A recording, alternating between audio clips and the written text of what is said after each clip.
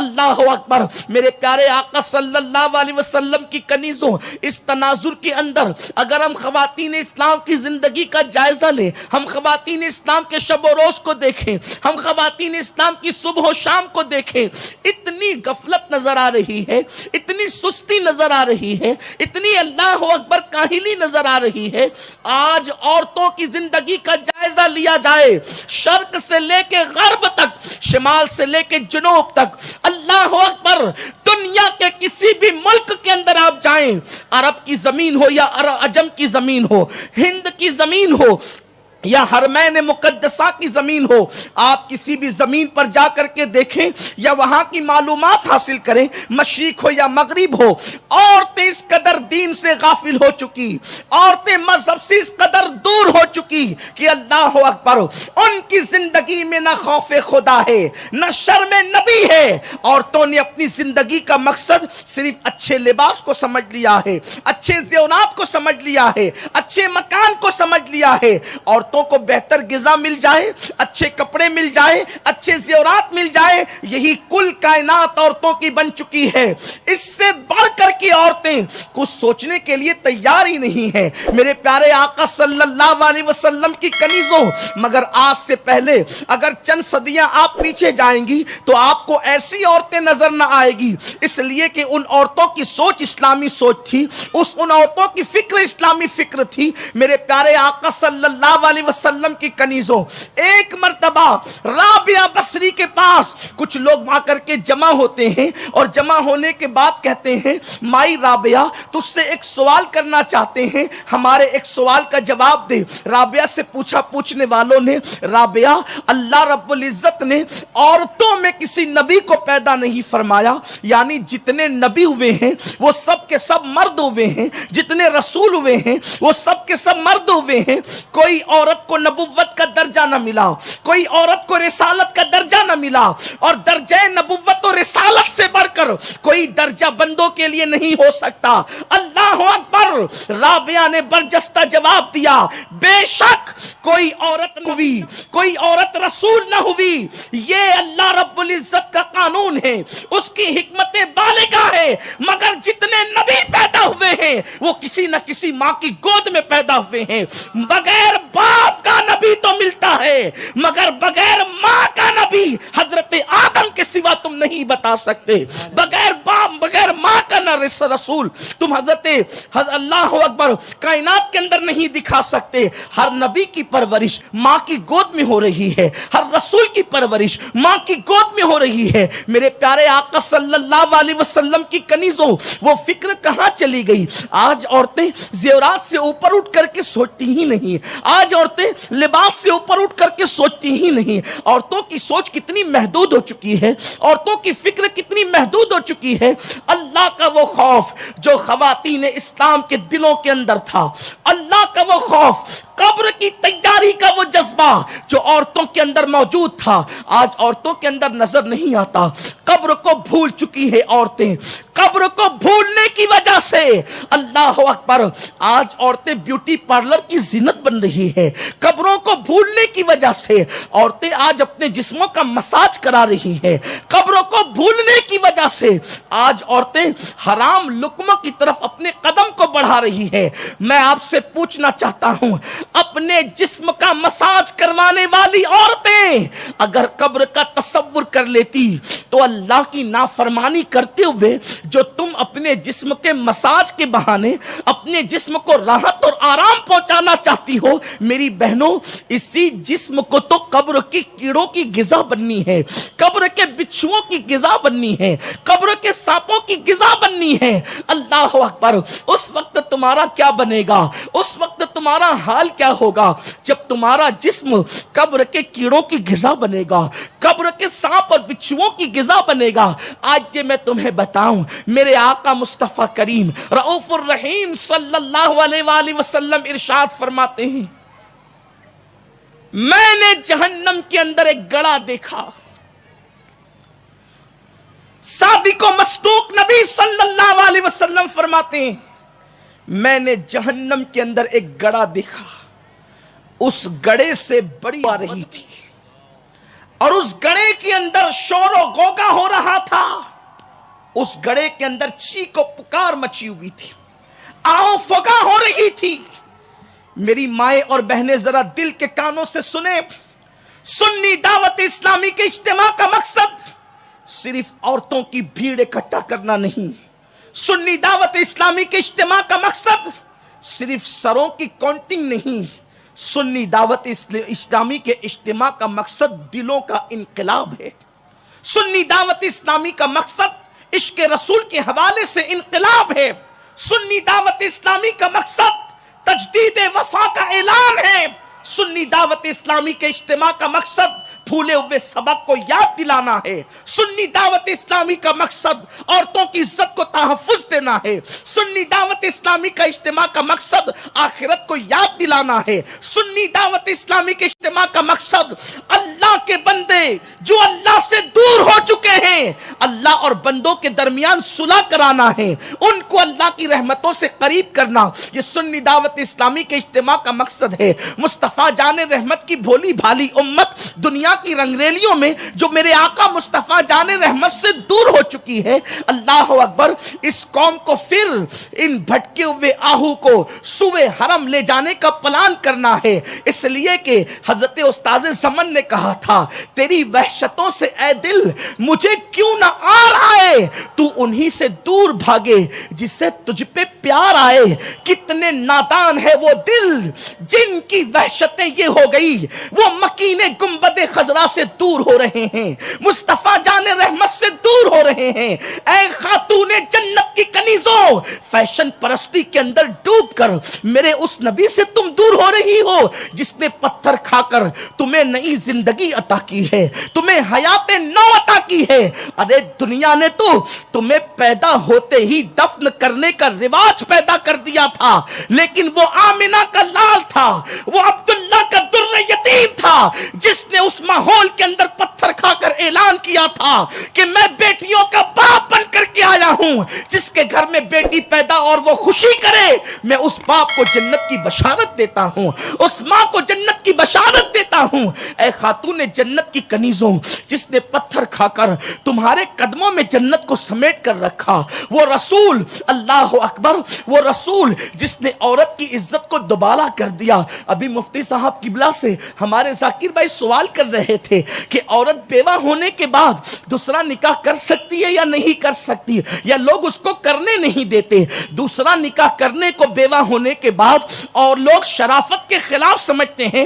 میں کہتا ہوں خدا کی عزت کی قسم, اگر بیوہ ہونے کے بعد دوسرا نکاح کرنا شرافت کے خلاف ہوتا تو ہم سب کی امی جان ام المومنین حضرت خدیجۃ الکبریٰ بیوہ ہونے کے بعد کبھی دوسرا نکاح نہ کرتی, بلکہ دوسرا بھی کیا, قسمت کی بات تھی, دوسرے شوہر کا بھی انتقال ہو گیا. لیکن خدا کی قسم جب دوسرے شوہر کا انتقال ہوا تو خدیجہ نے بھی عرب کے دستور کے مطابق سوچا تھا, دو بار بیوہ ہو چکی ہوں, اب تیسری مرتبہ نکاح کر کے کسی شوہر پر رونے کی ہمت نہیں. خدا کی قسم مصطفیٰ جان رحمت کا رخ ودھا دیکھا تو ارادہ ہی بدل گیا, اور پھر اس 2 مرتبہ بیوہ ہونے والی خدیجہ کو میرے مصطفیٰ کریم صلی اللہ علیہ وآلہ وسلم نے سہاگن بنا کر تمام مومنین کی ماں تو بنایا, لیکن اس 2 بار بیوہ ہونے والی کو سہاگن بنا کر اتنا اونچا مقام عطا کر دیا. عرش کا مالک جبریل کے ذریعے سے خدیجہ کو سلام بھیجتا ہے.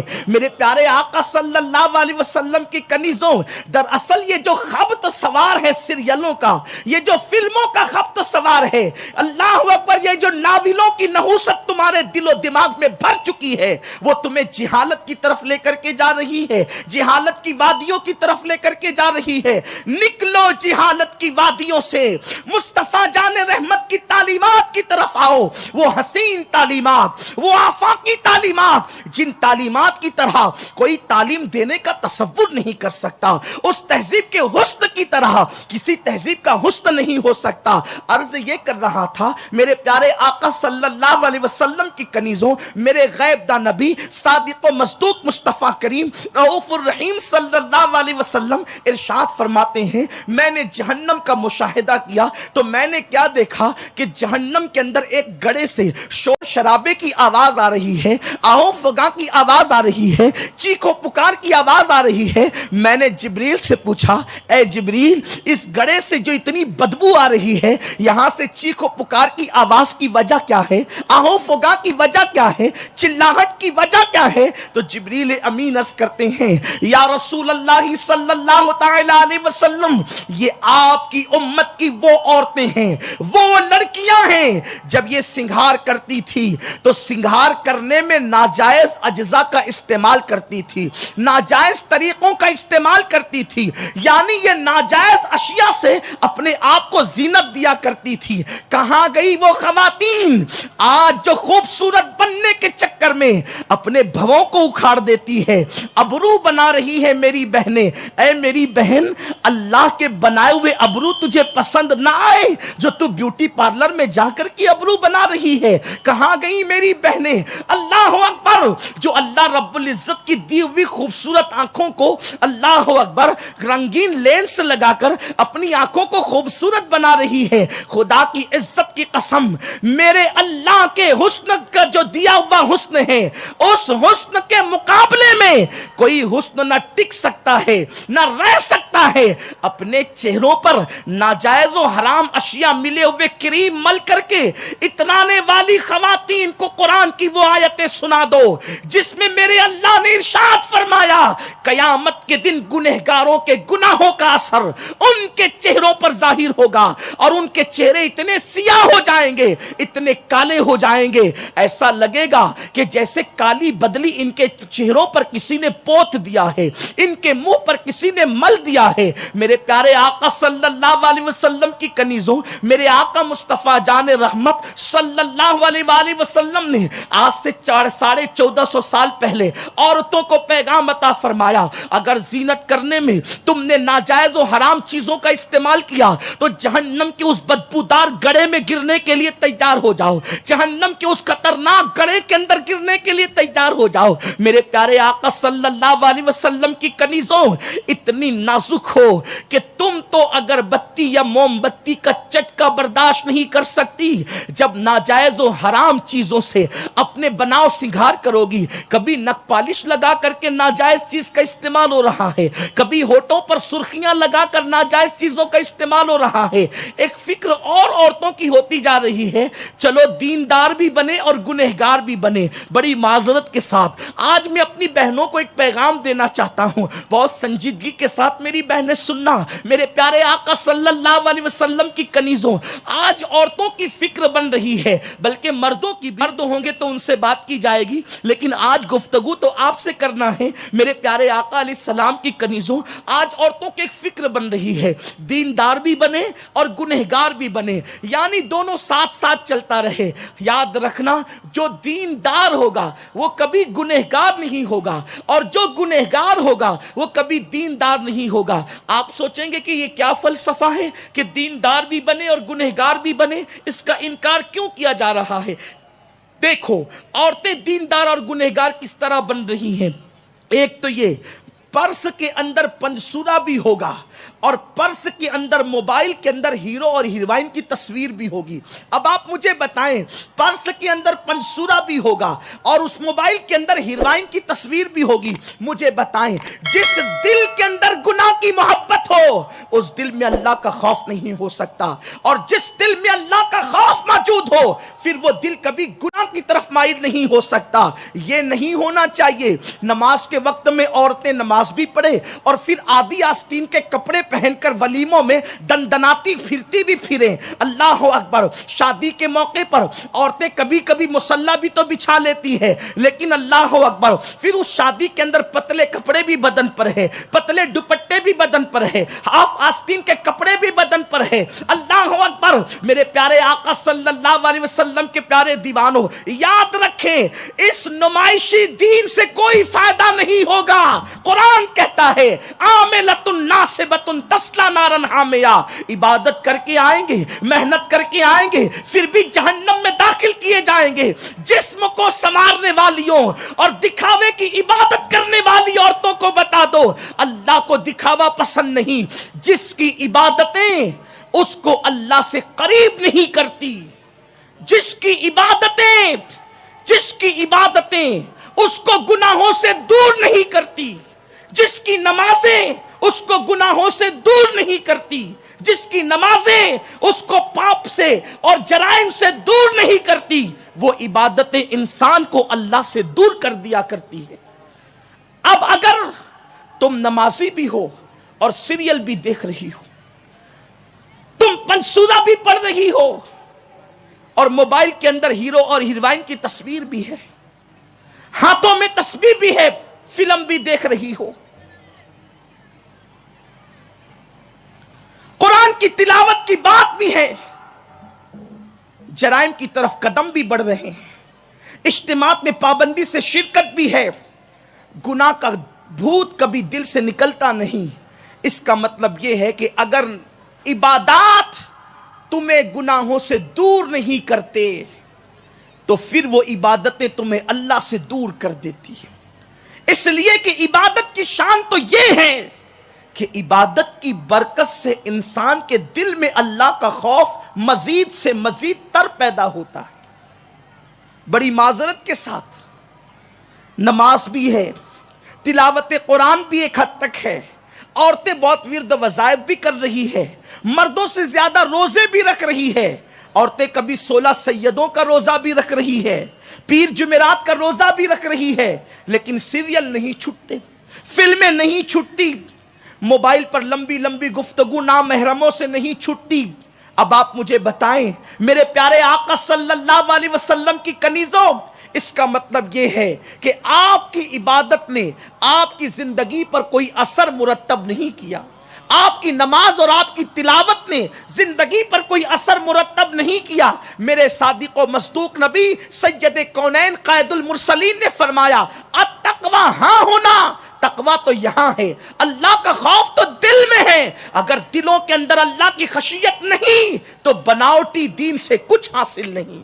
میرے پیارے آقا صلی اللہ علیہ وسلم کی کنیزوں، بڑی معذرت کے ساتھ کبھی کبھی سننے میں آتا ہے فلانی عورت تو بڑی پابند ہے نماز کی، تلاوت قرآن کی بڑی پابند ہے، پرس سے پنسورا کبھی چھوٹتا نہیں ہے، سفر میں جاتی ہے تو بھی لے کر جاتی ہے، لیکن پھر گھنٹہ گھنٹہ 1.5 گھنٹہ اجنبی لڑکوں سے بات بھی ہو رہی ہے۔